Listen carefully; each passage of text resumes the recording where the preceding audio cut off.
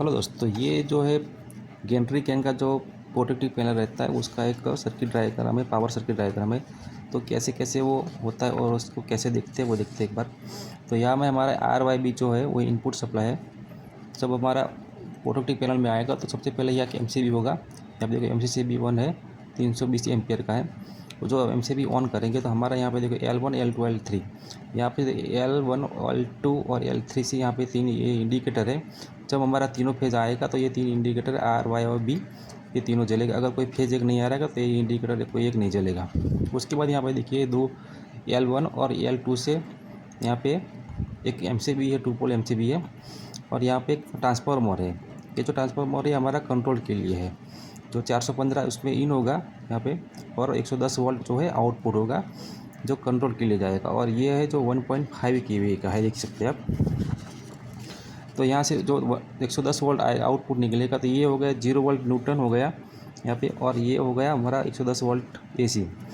तो उसको 110 volt AC को कंट्रोल करने के लिए यहाँ पे MCB लगाया हुआ है। यहाँ पे MCB2 हो गया, यहाँ पे MCB डबल पोल वाला MCB1 हो गया और MCB ये 2 हो गया।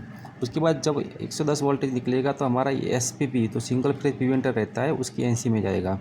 अगर यहाँ पे देखिए, यहाँ पे L1 L2 L3 ये सिंगल फेज प्रिवेंटर है। अगर उसमें 3 फेज में कोई एक फेज नहीं आएगा तो उसका जो NC है वो काम नहीं करेगा, तो भी हमारा जो कंट्रोल है वो ऑन नहीं होगा। तो उसकी NC होके यहाँ से निकला हुआ है। यहाँ पे देखिए ये 2 नंबर और ये 3 नंबर SPP यहाँ से निकला है 110 वोल्टेज। उसके बाद देखो एनोमीटर में गया है, वो 110 वोल्टेज हमारा SPP के NC होके एनोमीटर के NC में गया। अगर आपका हवा तेज़ होगा तो भी ये जो NC है एनो हो जाएगा, काम नहीं करेगा। उसके बाद वो हमारा 110 वोल्ट गया है MH ग्रेविटी। तो MH वॉइस का जो ऊपर में जो एक ग्रेविटी लिमिट स्विच रहता है तो उसके NC में गया है। तो उसके NC में होके यहाँ पे नीचे AH ग्रेविटी तो एक्सिलरी वॉइस रहता है, उसका जो ग्रेविटी लिमिट स्विच रहता है उसके NC में गया। अगर वो दोनों में से कोई एक कटा होगा तो भी हमारा जो कंट्रोल ऑन नहीं होगा। उसके बाद वहाँ से निकल के गया है पेंडेंट इमरजेंसी बटन। तो पेंडेंट रिमोट रहता है, उसमें इमरजेंसी बटन रहता है, उसमें गया हुआ है। उसका ये इमरजेंसी बटन में जो वो NC हमेशा रहता है, जब वो पुश करते हैं वो एन हो जाता है। उसके बाद वहाँ से आउट होके RRC जो हमारा रेडियो रिसीवर रिमोट रहता है उसमें भी एक इमरजेंसी बटन होता है, तो उसमें गया। तो वहाँ से हमारा 8 नंबर निकलेगा, 110 वोल्ट 8 नंबर। और यहाँ पे देखिए यहाँ से एक L1 लिया है और L3 लिया हुआ है, और उसको कंट्रोल करने के लिए यहाँ पे MCB3 है, डबल पोल MCB। वो गया हमारा एक 6 kVA का ट्रांसफार्मर है। ये ट्रांसफार्मर पावर ट्रांसफार्मर है।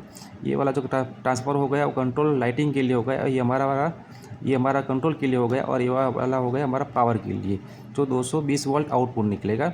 एक न्यूटन हो गया, एक फेज हो गया। तो न्यूटन हमारा डायरेक्ट यहाँ पे देखिए नीचे जा रहा है, और जितना हमारा लाइट और हुटर और वगैरह उसमें सारा में न्यूटन कॉमन दे दिया हुआ है। नीचे से देखिए न्यूटन हमारा 220 वोल्ट न्यूटन आया, और हुटर में गया, ये लाइट में गया। सभी लाइटों में जितनी भी लाइटें हैं जो ब्रिज में ब्रिज गड्ढा रहता है उसके ऊपर लाइट रहती है उसमें दे दिया। ये जो पैनल के अंदर लाइट रहती है ट्यूबलाइट CFL रहता है उसके अंदर सब में न्यूटन दे दिया है। और उसका जो कंट्रोल है ये 220 वोल्ट आएगा, तो एक MCB 220 वोल्ट को कंट्रोल कर लिए एक MCB सिंगल पोल MCB लगाइए। सिंगल पोल MCB यहाँ से देखिए उस सभी में यहाँ पे सबसे पहले यहाँ पे C5 है। तो C5 वाला जो कॉन्टैक्टर है वो ये हुटर वाला रहता है। जब हम हुटर वाला जो सिलेक्टर पुश बटन ऑन करते हैं, तो जब पुश बटन ऑन करेगा तो C5 वाला कॉन्टैक्टर ऑन होगा, और C5 वाले कॉन्टैक्टर के जो एनो कॉन्टैक्ट रहता है उस एनो कॉन्टैक्ट में 220 सप्लाई हमारा जो रहेगा वो हमारे हुटर में आएगा, वो हुटर बजेगा। जो कॉन्टैक्टर है हमारा वो 110 वोल्ट से ऑन होगा, तो रिमोट से ऑन होगा। उसके बाद यहाँ पे देखिए BL है, ये जो ब्रिज लाइट का जो कॉन्टैक्टर रहता है उसका ये एनो कॉन्टैक्ट है। जब हम लाइट का जो सिलेक्टर स्विच रहता है, जो सिलेक्टर स्विच हम लाइट जब ऑन करना होता है तो सिलेक्टर स्विच को हम लाइट के लिए ऑन करेंगे, तो हमारा जो BL वाला जो कॉन्टैक्टर है वो ऑन होगा। जैसे ही वो ऑन होगा तो उसका जो एनो कॉन्टैक्ट है वो NC होगा ये वाला, और उससे थ्रू हमारा लाइट को जो है फेज मिल देगा। तो 1 और 2 3 और 4 ये चारों जो है लाइट BL वाले कॉन्टैक्टर से कंट्रोल किया गया है। जब जैसे हम सिलेक्टर स्विच जो रहता है लाइट के लिए ऑन करेंगे तो हमारा ये जो BL वाला कॉन्टैक्टर ऑन होगा, और उसका जो एनो कॉन्टैक्ट रहता है 2 NC और 2 एनो रहता है, तो उसमें से निकाला हुआ है 220 सप्लाई हम उसके एनो में देंगे और उसके एनो के आउटपुट से हम लाइट में देंगे। ये 4 लाइट में दिया गया है और यहाँ से एक रिवॉल्विंग लाइटिंग है, ये वाला देखिए। तब ये वाला कॉन्टैक्ट ऑन होगा और जब उसके बाद ये वाला जो उसका एनो कॉन्टैक्ट रहता है उसके थ्रू ये 220 सप्लाई यहाँ पे दिया गया है। और यहाँ पे DLS डोर लिमिट स्विच है।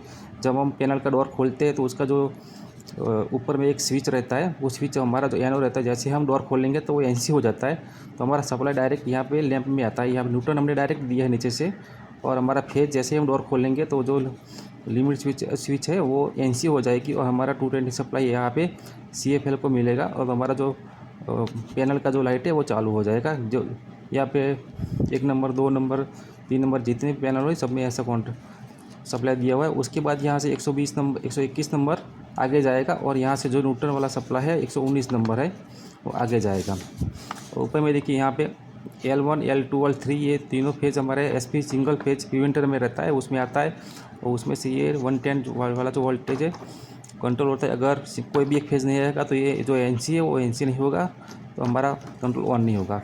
उसके बाद यहाँ पे मेन कॉन्टैक्टर होता है वो 300 एम्पियर का है और यहाँ पे L8 L9 और ये तो CP2 तो दूसरे जो पैनल कंट्रोल पैनल है उसमें आगे से यहाँ से जाता है। अगर आपको वीडियो अच्छा लगा तो लाइक कीजिएगा, शेयर कीजिएगा, सब्सक्राइब कीजिएगा। धन्यवाद। देख लीजिए प्रोटेक्टिव पैनल का जो पावर वायरिंग है उसका ये सर्किट डायग्राम है जो हमने बनाया हुआ है पूरा ऐसे है, देख लीजिए एक बार।